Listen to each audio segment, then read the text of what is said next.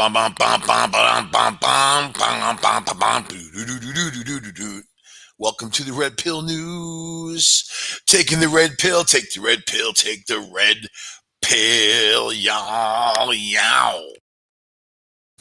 I'll tell you this.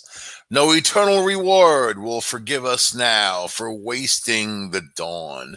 Immortal words of Jim Morrison, man, right? This is the deal with people. There are 5 different types that Lao Tzu described, and the lowest are like oxen. Oxen! And this is what you encounter out there and in all kinds of places, man. So when you encounter this type of frustrating stupidity, and it certainly exists, it's an element in the world. It depends on how you perceive it and what you ultimately get out of it. And also, if they endanger your life or anything, if somebody else's stupidity pours over into your life in a negative way, how you react to it is really what it comes down to. And me personally, I like looking out for trouble. Yeah, I like seeing trouble coming a mile away. To think that I'm not prepared for things in life, you underestimate me. And I love to be underestimated. So that is the deal. What am I talking about? I'm talking about Minnesota, for instance. One of the many things we'll be talking about. Minnesota, where they had the big protests, where they burned down the police station in a whole bunch of neighborhoods, and people got died. They got injured. They lost all kinds of stuff. Right?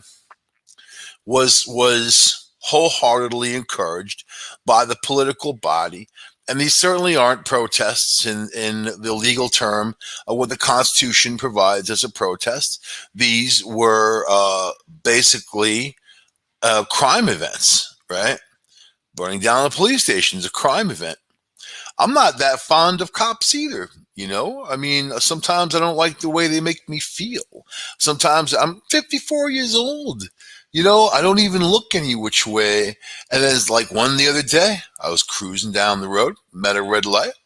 This cop pulls up next to me to make a left turn. Man, he was beaming at me. He was looking at me. I was looking back at him.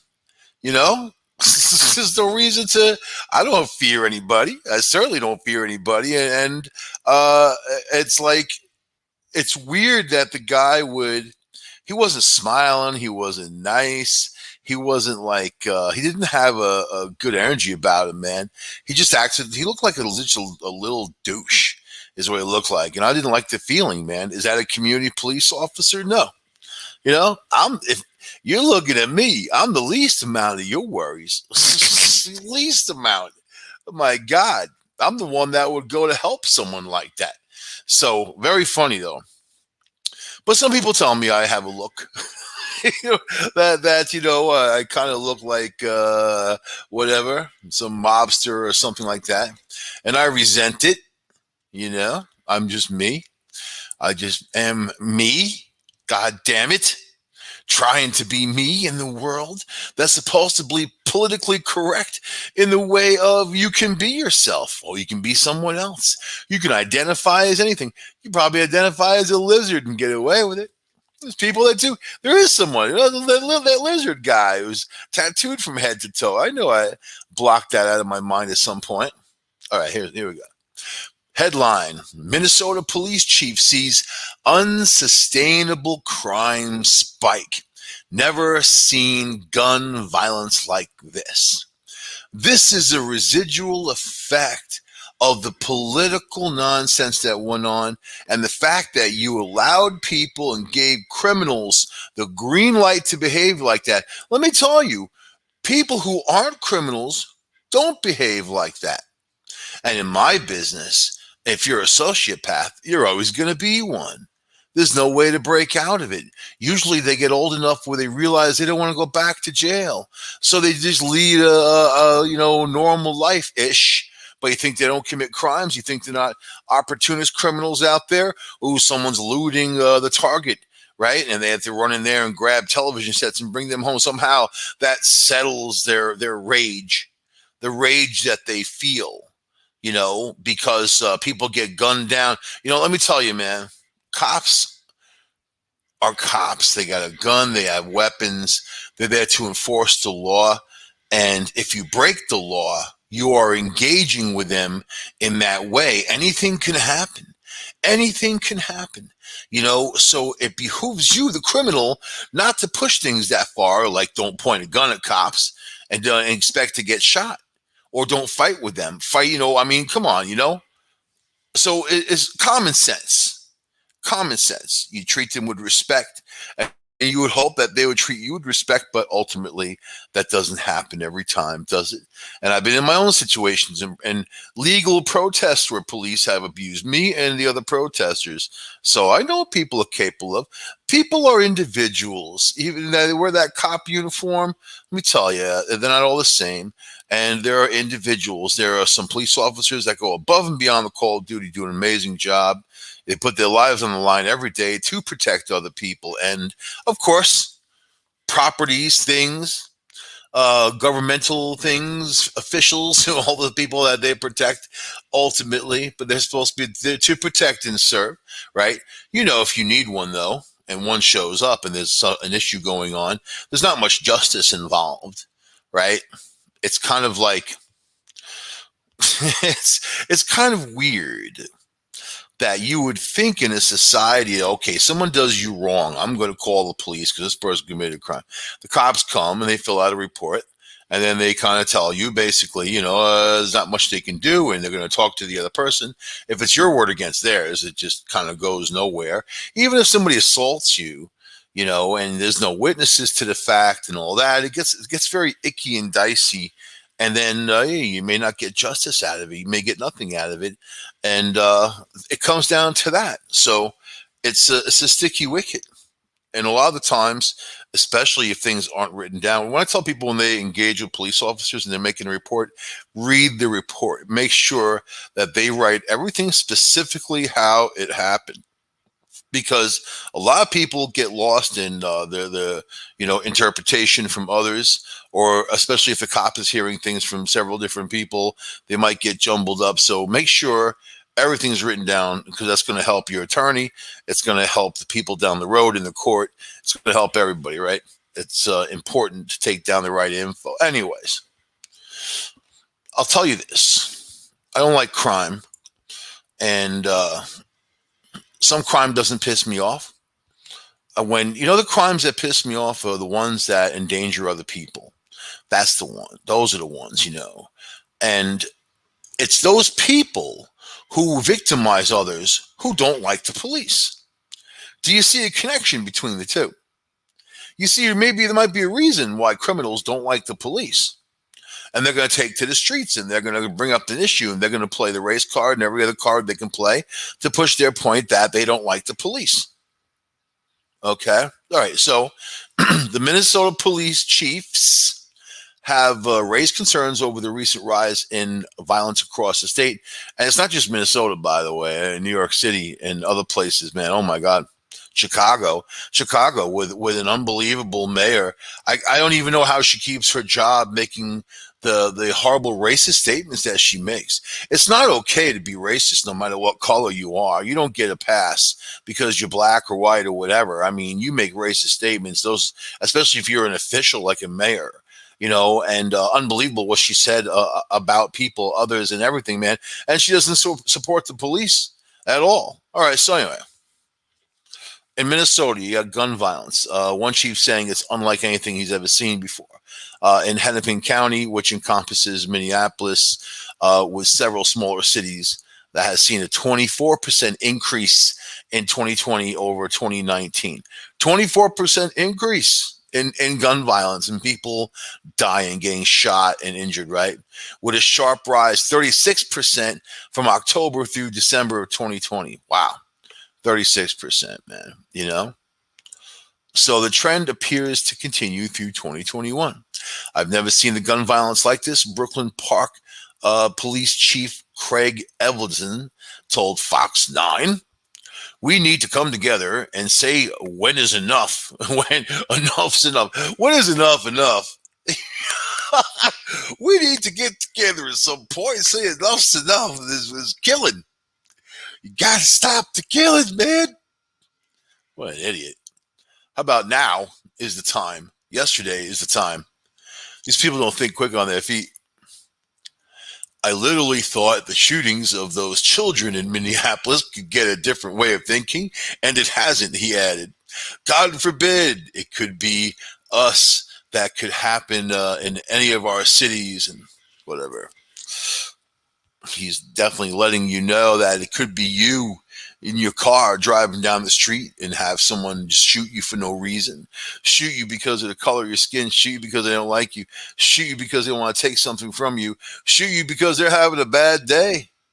This is going on every day now in the US, every day, all over, multiple times every day. And what they talk about gun control of people who have legal guns, who fill out forms, who jump through all the fire hoops. What about the illegal guns? You think they don't figure in? What do you think happens in Chicago? You think they're using legal guns? You think they went to a store, a gun store, a sporting store, whatever, and they bought guns? Really? So they don't know what to do. And in Minneapolis, they had the police budget cut, if you remember, with all that nonsense that went on. So Evelyn said that the number of reported calls over shots fired jumped 55% over the same time last year. Brooklyn Park Police also recovered 55 guns in that last year. You know how to retrieve illegal guns? I'm going to tell you how to retrieve illegal guns. And this is something that happens. And instead of hiring extra task force members and doing all this stuff, paying millions of dollars a year to get guns off the streets, and they don't get guns off the streets, because they're relying on raids and trying to find a gun in a raid. An illegal gun is like trying to find a needle in a haystack. You get your illegal guns at Christmas when you do the whole toys for guns, cash for guns. That's how it works. Because those people who have those extra illegal guns, there are people who have like a bucket full of guns. A bucket. No exaggeration. A bucket, maybe 35, 40 guns in there, They will bring those in, and they will get that money for Christmas so they can buy gifts for themselves and for their kids. It sounds crazy, but it works. And if you dedicated $1 million a year to, instead of getting no guns off the streets, $1 million will get a lot of guns off the streets. And eventually, if you tighten things up, especially with the manufacturers and gun shows and where illegal guns get bought and where they get sold, then you can find some kind of solution to the illegal gun problem, right? Anyways, that's just my take on my experiences and what I've seen in this whole thing of getting guns off the streets. There's not just one path up the mountain, right? So the chief, he's the only chief to note that the concerning trend, he isn't, which he called not sustainable. So they're in an unsustainable spike of crime. They're the police. Do you know, in Chicago, the police are outgunned 9-1 from gang members? There are 9 gang members that they know of for every one police officer. If the gangs wanted to, they could just swallow up the city. There'd be nothing they could do. Oh, they got to call on the National Guard. Except the mayor of Chicago is such a nutcase. I don't think she could even understand that. Even the governor. What happened to the governor of Illinois? You got nothing to say? Don't have to chime in your biggest city? And the violence and those people dying, don't those people matter? The ones who are getting killed? You would think that they do, but they really don't. Because if they did, they would try to find some solution, right? And this is not new. This is ongoing, but it's getting worse. So here we go. The police chief said the issues we are facing because of that is the complete lawlessness that's going on in some of their cities. We have to figure out a way to combat that. So they're facing complete lawlessness. And what do you do when you're a cop with no guns? And they have guns, in Ithaca, they're trying to take the guns away from the cops. What do you do when you disarm the police? And then the criminals have all the guns. And if you're a criminal to get a gun, there's no waiting period. It's just money. You got the cash, you get the gun. It's that simple. So sometimes they steal them. There's that too, right? All right. So the cop says, you can't tell us to go out and make traffic stops because you're seeing the speeders and the street racing. And the next day you say to us, you can't do traffic stops now because a horrible thing's happening to people. Yeah. All right, you. This one, Revering, who also heads the Hennepin County Chiefs of Police Association, claimed that criminals go through a revolving door in courts and jails with little time served for their crime.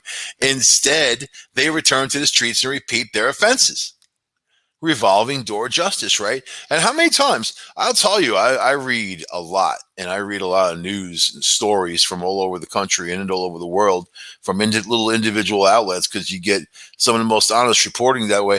I'll tell you, man, there are a lot of repeat offenders that came out and then they did that crime again, or they hurt someone, or they killed someone, or they did something, and they're in and out, in and out, in and out. And look at look at the wake of victims from the sheer dumbfummery of thinking that these people are so good they deserve a break to come out because some reason they got in jail, it was a mistake.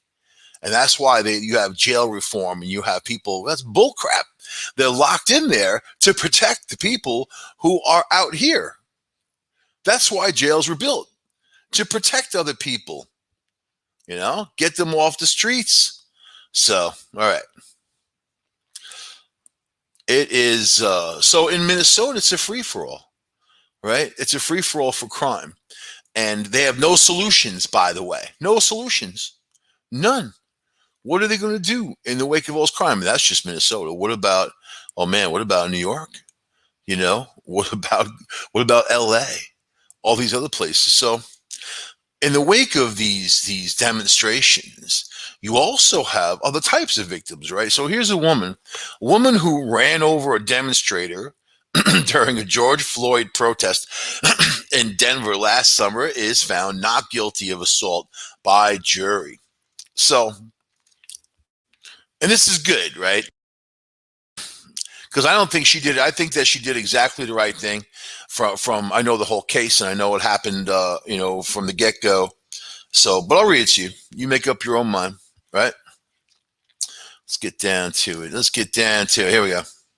A woman accused of hitting a person with her car during protests following the death of George Floyd last summer in Denver. This protest, of course, George Floyd was, up in Minneapolis. There was one up there, Minnesota, whatever, because of he was committing crimes, and then a cop who definitely pushes people and went too far.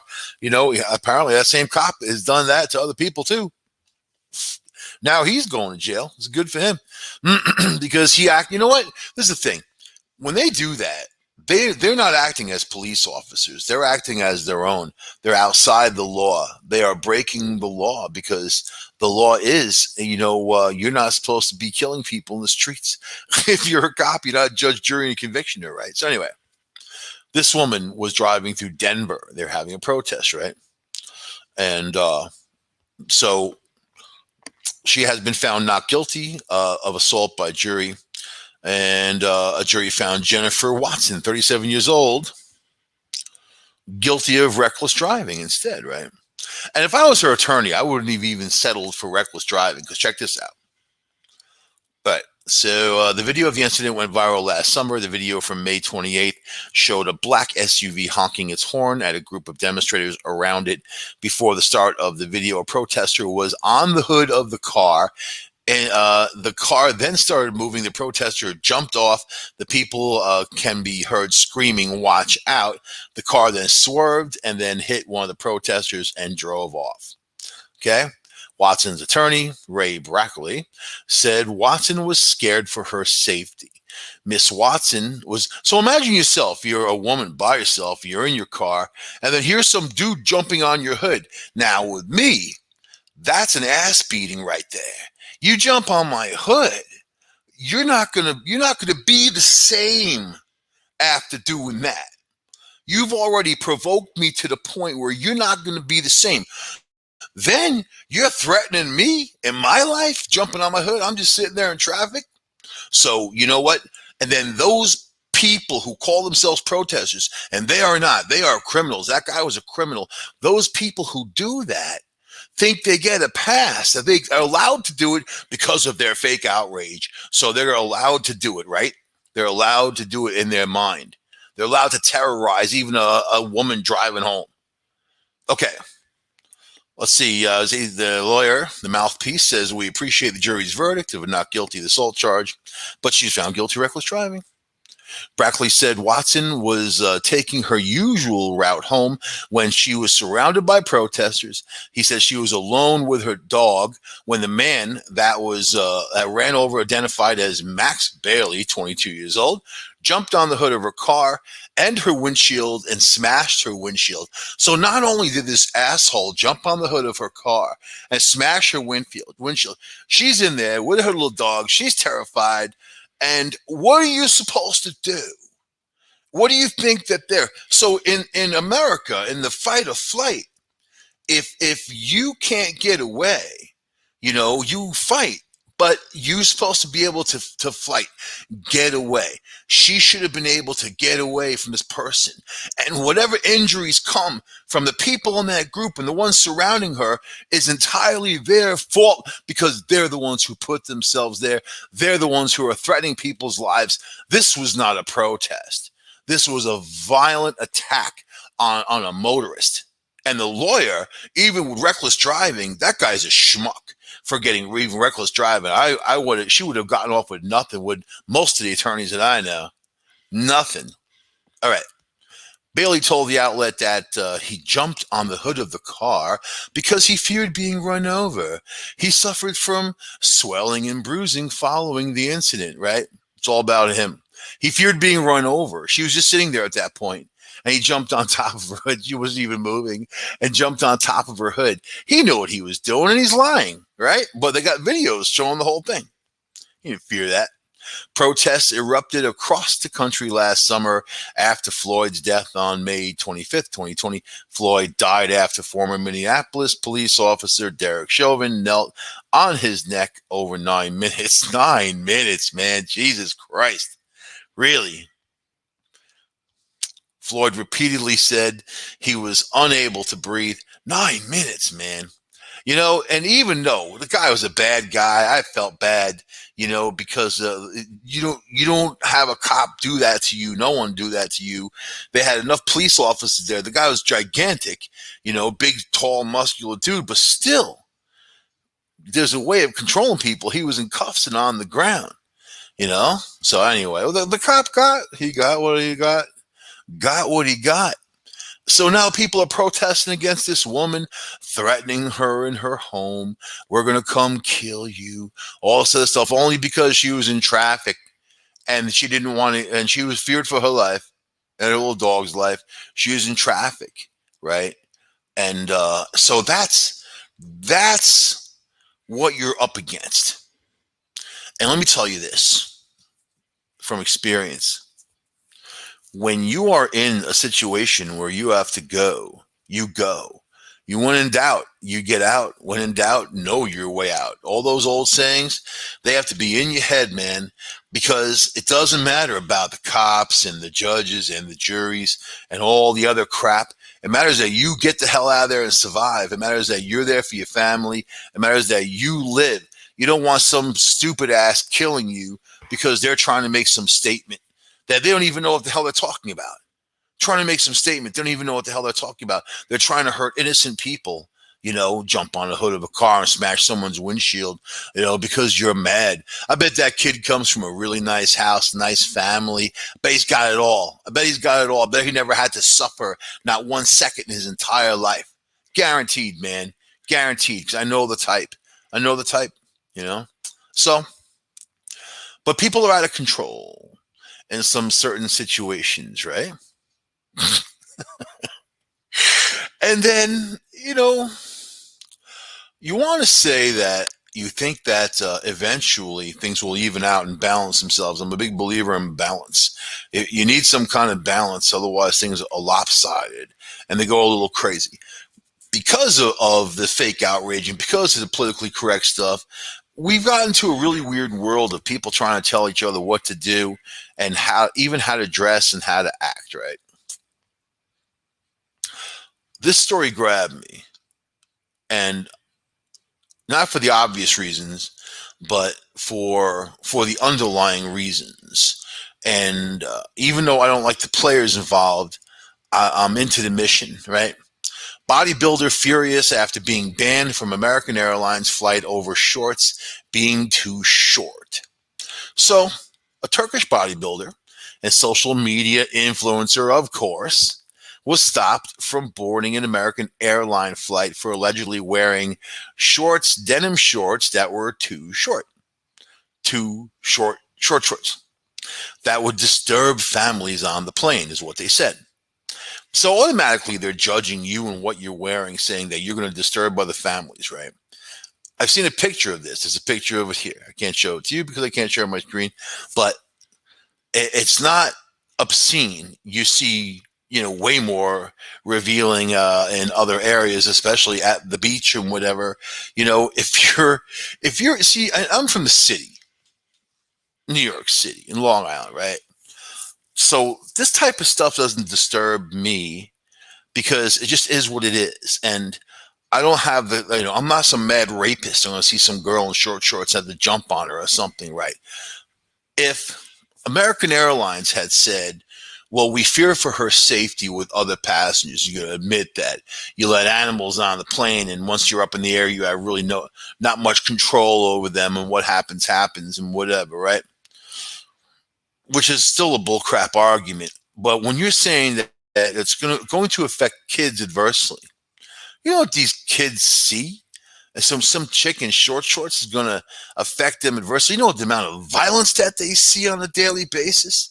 Are you going to say that short shorts is going to scar those kids in some way for the future, that they're not going to be able to function? But the violence that they engage in these games and whatever, and movies and everything around them. Oh, how about all the drug ads on TV that they just basically fish for your condition. So once they hit on it, then they want you go for those drugs, man. That's what they do. That's why they're there. So you know what? This country is not really in the interest of helping you and saving you at all, or protecting you on any level. The things that protect you, you think are there on kind of an even basis. There really isn't much protection except for what you do for yourself. But to get on a plane wearing short shorts, especially when you're some bodybuilder type, it wasn't like she was showing, her boobs were hanging out, or her junk was hanging out down below. It was acceptable. For an airline to say that is really going too far, right? And what it's just it's a flying bus, and they're judging people and denying them a transportation because of what they're wearing, So let's see, Denise Saypinar. Here we go. Saypinar. Saypinar, in case you want to look her up. Denise, Deniz, was stopped from boarding a flight from Texas to Miami on July 8th for her denim shorts. They were considered too short, and a small brown tank top. Soon after she was stopped, she took to her Instagram account, of course. That's where everybody goes, and she wanted to vent to her legions of fans. Says Miss Say Pinar said, "You will never believe what happened to me at a Texas airport." You know what? How many people have said that before? I bet you could find a lot of people say, "You'll never believe what happened to me at a Texas airport." You'll never believe what happened to me on a Texas road, or you never believe what happened to me on a Texas bus station. Oh yeah, I even have one of those stories. I think everybody does. You got to drive through Texas. I drove through Texas twice in my life, and I have one of those stories. So how's that? Tearfully, she narrated the incident to her 1 million. Oh, now she's crying. She got the, these girls, they pull out the drama and the tears.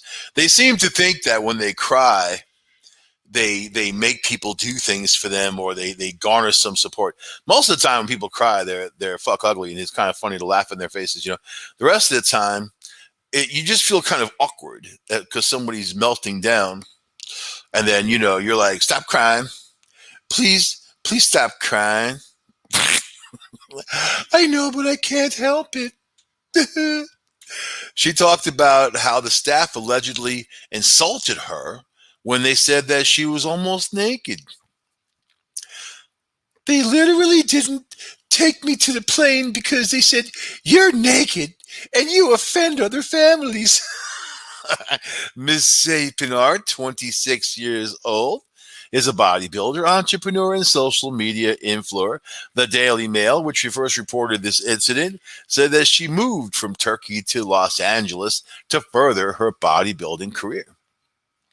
She is the first woman from Turkey to have received the International Federation of Bodybuilders, the IFBB status. What horny toad started that? It's always these billionaires who are like, "I'm going to Turkey and start a thing for young girls to be bodybuilders." You win, baby. Oh, thank you. Miss Say Pinar is also the first non-U.S. citizen to win the U.S. National Bikini Fitness Competition in 2021. And she probably wore less for that than getting on the plane. On her Instagram, Miss Say Pinar said that she had moved to America to experience freedom, but was shocked by the ridiculous behavior of American Airlines staff. She tearfully said, "I am not naked." She continued, "I'm an athlete, and now I have to wait here until morning. I like to wear feminine clothes that reveal my femininity, but I never dress in a way that will offend anyone. I'm mature and civilized enough to know what I can and cannot wear." That's right, baby. Look at her. Wow. Man, she got some thick legs. Yeah, she's a bodybuilder. What do you expect? Good for her. You know what I'm saying? I'm all for that. Oh, here's her rant. Oh my God. I don't know. So this is the deal, right? All right, here we go. It continues. She added that she didn't deserve to be treated like the worst person in the world for wearing denim shorts. What separates us from animals if humans can't control even their most primitive impulses? Yeah, because there's a lot of hippos that wear denim shorts, man. Giraffes, too. I've seen them. Her followers have supported her, of course. Of course. One user said, "It is 2021 and there's a still dress code. You have to follow the border plane. Of course, only if you're a woman. That's ridiculous." No, I think if a guy went on there with his wedding tackle hanging out, that American Airlines might be like, you got to tuck that back in or get out of here, buddy. We run a clean show here. How dare you? It'd be like George Clooney. Okay, Miss George Clooney, you could be seated with your tackle hanging out. You think that they would make allowances for certain people? What if you're a transvestite and you're wearing short shorts, You think that the airlines would do that, or you think that they would try to avoid the controversy? Or they just pick on regular old people now? And I've seen this girl, you know what? And yeah, I mean, if she's sitting down in a plane, she's sitting there, she's wearing shorts, she's not naked, she doesn't look like she's naked. That's going to scar children, and you're making those decisions, for the community. Really? Wow. Meanwhile, American Airlines, in a statement, said on July 8th that American Airlines denied boarding for a customer traveling from Dallas to Fort Worth to Miami. Well, Dallas, Fort Worth to Miami. As stated in the conditions of carriage, all customers must dress appropriately, and offensive clothing isn't permitted on board. So now you get into a definition of appropriate clothing to offensive clothing. Offensive to whom? By whose rule? She's not, if the police aren't batting her over the head with a billy club arresting her. Obviously, she's not offending the public. She's not breaking any laws. She breaking any laws by walking around like that? No, these are the laws made by American Airlines for their reasons, whatever reasons they see fit to make these conditions of what their versions there. So they're the gatekeepers on what's allowed and what's not allowed, what's offensive clothing wise, and what isn't offensive. But is it who's wearing it? Is that the deal? The spokesperson added the customer was advised of our policy and was rebooked on a subsequent flight. The customer has since arrived in Miami. Wow. So, that's the deal. And I think that these airlines and the stuff that they get away with, even the charges now and all the things charging you for your bag and how much your bag weighs and all these other things have come into play. They don't care about you. They just care about your money. And this girl, there was a bug up someone's ass. They saw her and they were like, "You're not getting on the plane showing your legs off like that. We don't like it. It's obscene to do that. Show me where it's obscene. Show me where in the laws. Show me in the Constitution where you're not allowed to show your legs. It wasn't obscene. There was nothing obscene about it. This is American Airlines. This is their definition. So, and who are they? Who are they? They're an airline. That's right. They're a corporation. Another corporation telling you what to do and how to live. Another corporation reaching into your life and judging you. So check this out. Facebook reportedly fired 52 employees who were caught spying on users, right? And if there's 52, there's 52,000. They're the ones they don't want to catch, and not including Facebook spying and all their advertisers spying on you too.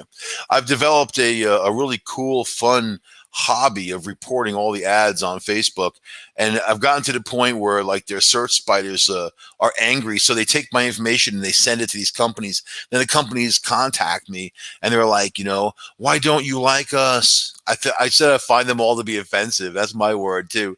Offensive. I think your commercials are offensive. Some of them are. You know something in the world of commercials, you can't control what you see unless you know what's coming. Watching television, right? The ads that show up, you got little kids watching TV. You can't control what you see. You can't control what they see. You could change the channel, but you don't know what kind of commercials are going to come on. So, like, on the Comedy Channel, they are all in when it comes to alternative lifestyles, which is fine. That's their deal. Whatever. I see they put that horrible Trevor Noah on a hiatus for the whole summer. They said it wasn't a planned event, but they said they got to retool the show. Yeah, because his ratings are last. As a matter of fact, now instead they play reruns of The Office. I bet they have more ratings from those reruns of The Office than Trevor Noah could ever even gather. But Daily Show used to be a good show until Trevor Noah hit. The guys, and you read the comments about him. The one main thing that people say across the board is that he's a horrible racist. So, I'm glad that people are standing up for their own rights. And when you see something bad, I'm glad that people are being called out for racism, man, because for many years they weren't, So, all right. But in Facebook and them following you. So, yeah, these advertisers contact me and then I tell them what I think of them. So, which is probably even worse for them, but that's okay. Facebook fired 52 employees for abusing their access to the social network user data, including creepy men who obtained location data on women they were romantically interested in. So you're using company data to stalk people, basically, right?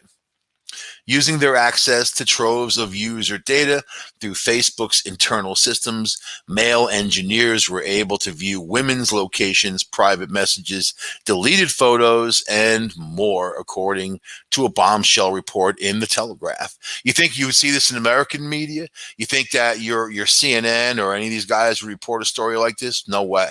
No way. They're not going to go after them because that's where they get their money from, right? The relationship between the media companies and advertisers, it goes beyond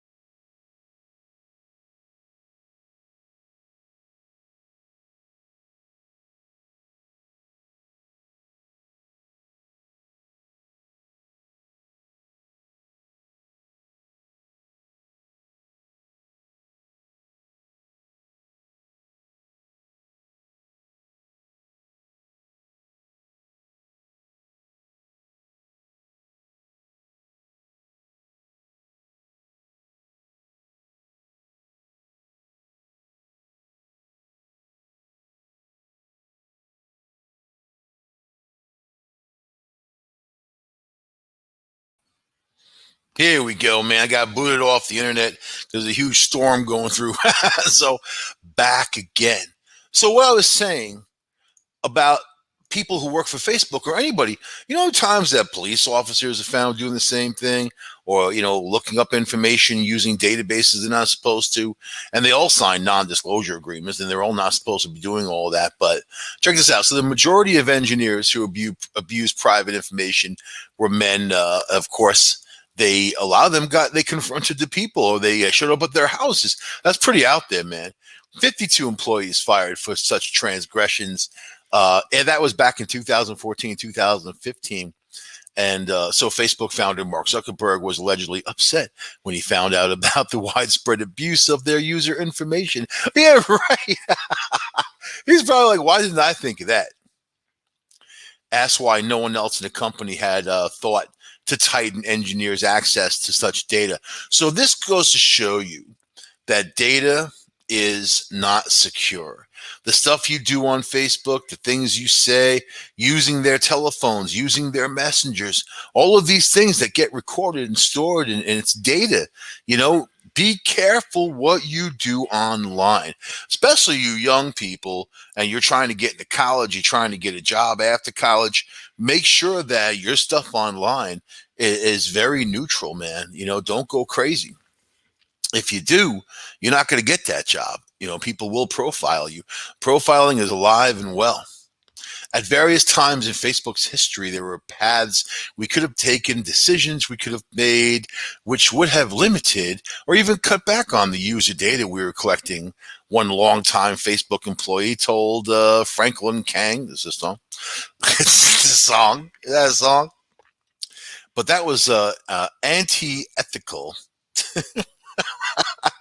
to Mark's DNA. Yeah, because Mark Zuckerberg is all about collecting info. This is the guy who, when he first started Facebook, he commented to his friends how stupid people were. His words, how stupid people were for giving up all their private information. Like when you put your Facebook application on the phone, right? And what does it say? It asks you for permission. You can't use the app unless you give permission. Say yes to all their little checkpoints. So they want your telephone data. They want your SMS text message data. They want all the data in your phone, access to pictures, video, audio. And when you give them access to audio, they have access to your microphone. This is why when you say certain things, or you want to look for certain things, or whatever you mention out in the open with your phone around, you see ads start popping up for those things, right? They do that all the time. There are a lot of people say that doesn't happen, whatever. Look it up. It's very common now that they do that. So you give them permission for that microphone. Basically, you're giving them permission to control your phone. And everything you do on your phone, and every conversation you have, and everything that goes on, you're giving them permission to take control over all of that. Is that really what you want to do? That really something? Do you think that's in your best interest?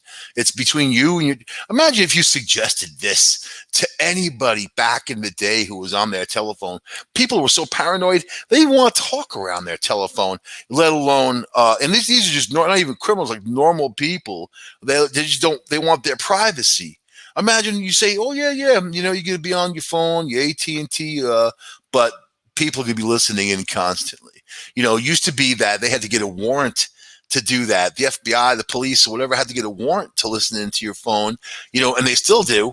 But people give up their rights by clicking yes, and you don't have any other way of doing it. So, me on Facebook, when I'm on my phone, I go to the web page, and it's sort of limited, but not really. But it gives me layers of protection, and I don't give away all my personal information.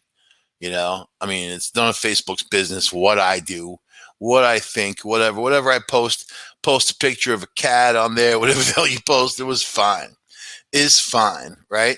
So watch out, because how much time do we have left? How much time? How much time? I don't know, 5 minutes. So, okay. Let's see. Let's see. What's a good 5 minute?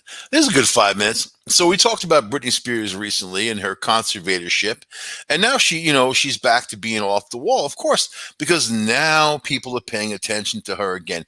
Now she's in the limelight. Now, not for making songs, by the way, and performing on stage. She's in the limelight for court because of court. Court with her father, court in the conservatorship. We talked about it. I'm not going to go over that again. If you know what's going on, you do. If not, you don't. The last time she lost it like this and ended up in a mental institution, she shaved her head and started acting all weird and wonky. Okay. Britney Spears poses topless in new photo without tattoos. Okay. Britney Spears is in incredible shape, and she's been showing it off in numerous Instagram posts of her bikini body. Her latest pic, however, a stunning topless photo of her from behind, had people questioning whether this one was actually her.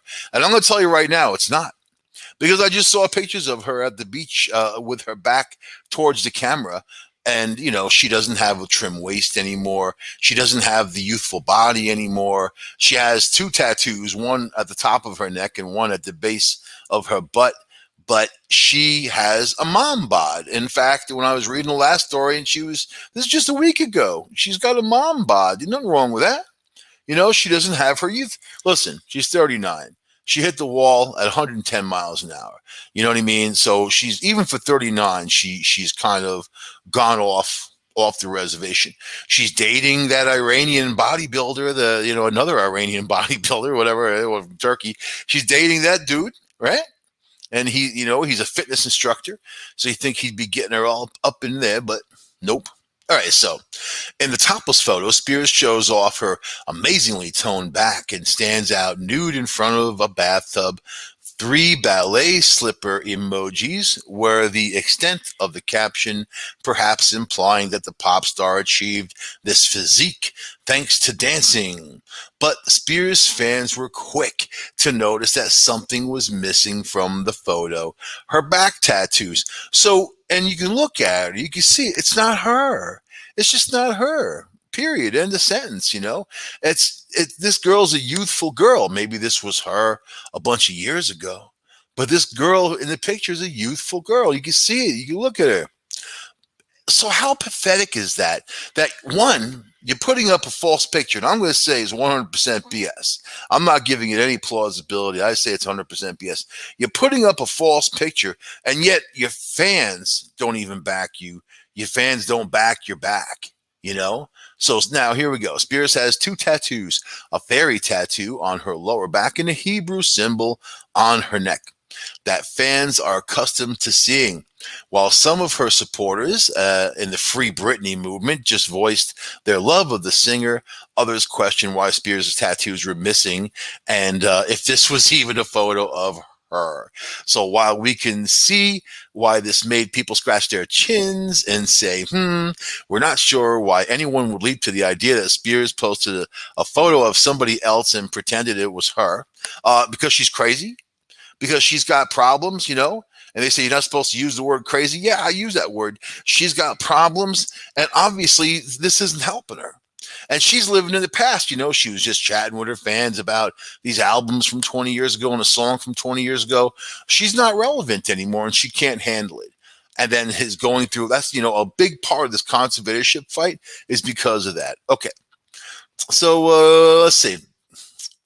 Spears responded to the speculation in a follow-up Instagram post, sharing a meme that said, "While you're talking behind my back, feel free to bend down and kiss my ass."